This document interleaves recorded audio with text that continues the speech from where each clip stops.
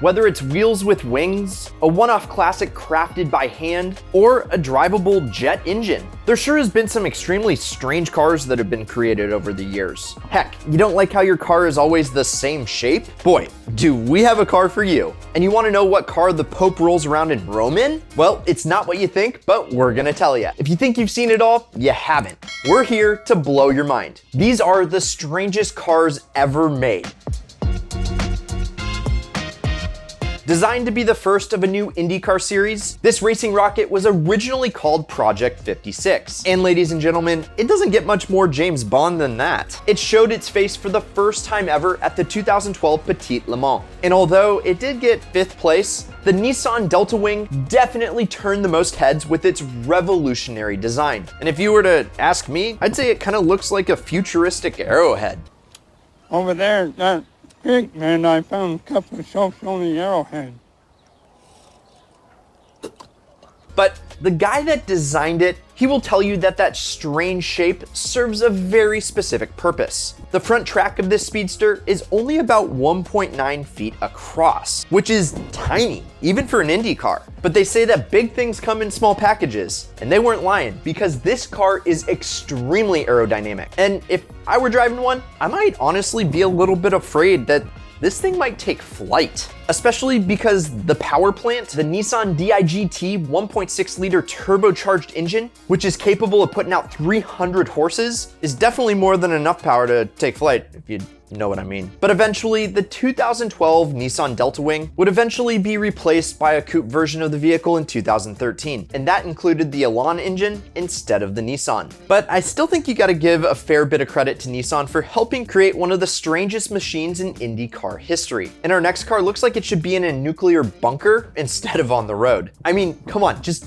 look at this thing. Seriously, it looks like a cruise missile. And then they just decided to slap some tires on the side. I don't know who GM was trying to make this car for, or what market they were trying to penetrate. Maybe astronauts? But I can tell you one thing. I am extremely glad that the Firebird XP21 exists in this world. And this ride didn't just break ground with its ridiculous body shape. Oh no, there's way more to it. Because it's one of the first cars ever to be built in the USA with a gas turbine engine. And turbine equals power. The engine cranks 370 horsepower, and the brains behind this crazy car was basically to see if jet plane technology could be applied to a road vehicle. And before any of you start searching the interwebs to see if you can buy an XP21, let me save you a little bit of time. The answer is no! This car was never intended to be street legal or even to compete at racing events, which is such a shame because it is pretty rad, or dare I say, ideal. Because I guess those mad scientists over at GM just wanted to see if sticking jet turbines on a car would even be possible. And it worked, sorta. The XP21's first test drive nearly lost traction when he shifted into second gear. And you think they'd get up to 1,000 miles per hour, but they didn't even get past 100. So yeah, maybe this street jet wasn't exactly perfect, but kudos to GM for trying. And next up is a shape-shifting speed machine that adjusts to its driver and also to the world around it. Man, this car sounds smarter than me. And if you've ever seen the second Terminator movie, when Arnold has to fight the T-1000 cyborg, who can turn into liquid and absorb bullets, well, pretty much BMW built the car version of that. The GINA Light Visionary model is sleek, silver, and shape-shifting. The body's made of polyurethane-coated spandex that can be stretched into all different kinds of shapes by the self-adjusting frame underneath. So essentially, it's kind of like a slinky. And at different speeds, it will automatically change shape. And with different weather conditions, you guessed it, it changes shape. And if you want to do it manually, because we know we all have to save the manuals, the driver can manually change the shape. This thing is absolutely wild. And the middle of the hood opens up if you want to take a peek at the engine. And with butterfly doors, seriously, could this cruiser get any more badass? Wait, it can? Because you couldn't give it a cooler name than GINA. And I know what you're thinking. You're probably thinking that GINA is like the Karen of 20 years ago, but it actually stands for something, because the acronym for GINA is Geometry with Functions in N Adaptation, with the letter N standing for infinity. To infinity and beyond!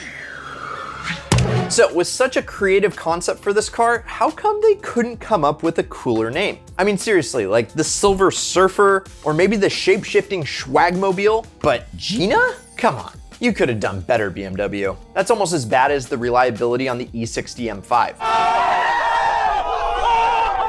Anyway, the next car on this list is the one that probably Humpty Dumpty would drive. That is, if Humpty Dumpty was born in France before the Second World War. The city of Paris is known worldwide for pushing boundaries of art and design. And this time, the French have brought that spirit of innovation into the world of cars. You gotta admit, this car is a little weird, even if you don't speak the French. Or French. You wouldn't be surprised one bit that this quirky car's name translates to the electric egg. Seriously, the thing just looks like it just popped out of a giant electric chicken. But all joking aside, yes, it is an absurd design, but again, big things come in small packages, because the electric egg was seriously ahead of its time. The prototype was developed in 1938, just before World War II. And that was at a time when electric vehicles were about as likely as living on Mars or your pet dog being a robot. But since the French government was rationing fuel for the war, the electric egg came about, and it allowed its creator to zip around the Parisian streets powered only by batteries. But after the war, the electric motor was tossed and was replaced by a single-cylinder Peugeot petrol engine. And as they say, history tends to repeat itself. And that little rolling egg, built almost 100 years ago, definitely helped pave the way for companies like Tesla today. It's just crazy to think that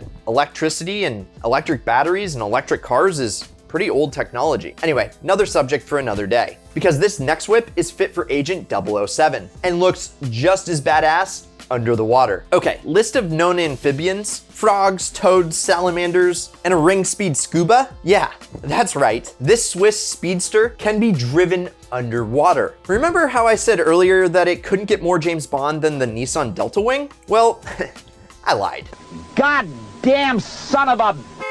Because the SQUBA was actually inspired by the James Bond movie. Okay, close your eyes and just imagine this. You're in a high-speed chase when all of a sudden the villain hops on his yacht and thinks he's in the clear. Nope. Not gonna happen today, buddy, because you send your SQUBA off the pier and suddenly the twin propellers and Seabob water jets kick in. But that's where the fairy tale ends, because this street legal submarine can't go any faster than 4 miles per hour on the water surface and only as fast as 2 miles per hour under the water. But hey, you still gotta admit, a car that can submerge itself in the sea without getting your socks wet, pretty freaking cool. And as if that wasn't cool enough, the exterior of this amphibious beast is sleek enough for 007 himself. And our next car is hand-built, and it is definitely a one-of-a-kind classic that is super strange looking. The Norman TIMBS Special is truly just that, special. And there's only one that exists in the whole world, and that's because its designer, Norman TIMBS, built the thing entirely by hand. He ripped parts off old Mercurys, Fords, and Buicks, and made this mobile amoeba that looked like it got sucked through a wormhole. And the whole thing cost him, drumroll please, $10,000. Well, to be fair, $10,000 was more like $100,000 back in the 1940s, and that's when this bad boy was built. But it is clear that old Tim's knew a thing or two about car mechanics, because this surrealist sedan could get up and go with a top speed of about 120 miles per hour, which is very impressive for those days. Now, the NT Special has had a troubled past, because in 2018, its body was pretty much melted to a puddle by the California wildfires. And it looked like for a moment that the unique vehicle would pass out of existence forever. But luckily, the frame was preserved, and the car was able to be completely restored thanks to modern technology. And a whole bunch of money. Norman TIMBS can rest easy knowing that his handcrafted classic is safe and sound. But if you think the Norman TIMBS is weird, our next car might make your mind pop like a bubble. Here's a riddle. What kind of bubble won't pop? If you guessed a BMW ISETTA, then you definitely know your stuff. See, the BMW version was based on an earlier ISETTA model that just popped up all over Europe in the 1950s. And this style of vehicle affectionately became known as bubble cars. Anyway, BMW was the first manufacturer to put the ISETTA model into mass production. And while many of the original models only had 3 wheels, the BMW version added a 4th for stability, which is probably pretty smart, because who wants to ride a tricycle in traffic? And something that you guys probably don't know is that this little magnificent microcar might actually be the reason why BMWs are even on the road today at all. Because back when the ISETTA was released in 1955, BMW, believe it or not, was breaking their own wallet. Break my wallet, BMW. Yeah, because they were on the brink of bankruptcy. That was until a magical little bubble lifted them back into financial freedom. And the ISETTA became hugely popular. And for about a decade, they were just seen littering the streets of Germany. And if you're looking for a souped up muscle car, the ISETTA is probably gonna make you sick. But for scooting around narrow streets in 20th century Europe, sign me up. And our next car is one that's only driven by one man in the world. And some of its versions are gonna make you say, holy moly. Now, it's always been my dream to have a car named after me. Could you imagine? Holy shnikes, look, it's a Bradmobile. But if you're the Pope, that dream is actually a reality. There have been many versions of the POPEMOBILE over the years, but they all have certain things in common because, you know, they gotta put the Pope on a pedestal so that he can wave to all his subscribers, fans. And of course, you gotta keep His Holiness safe, and so that's why some of them feature an elevated backseat for the Pope to sit on, and some even have bulletproof windows. While some of the past popes have gone a little bit more extravagant, you know, pulling up in G-Wagons and Mercedes M-classes, the current Pope Francis has chosen to go the more humble route. He's usually seen rolling around in his Ford Focus or a Renault 4. Good for Pope Francis for being modest. I know I wouldn't be. There's Pope Brad in his Bradmobile. Lambo. Doors gotta go like this so I can wave, you know? Wave twice, doors wave, that's like 4 waving. That's 4 times the waving that the Pope can do, or at least 2 times. So you've seen some of the strangest street crawlers. Which one is your favorite? Let us know down below. For me, I gotta say it's probably that SQUBA, straight out of James Bond. That thing is absolutely rad. And what would also be rad is if you hit that subscribe button if you're new here, and also turn on the notification bell. Also check out some of our other ideal content. And as always, keep living the ideal lifestyle.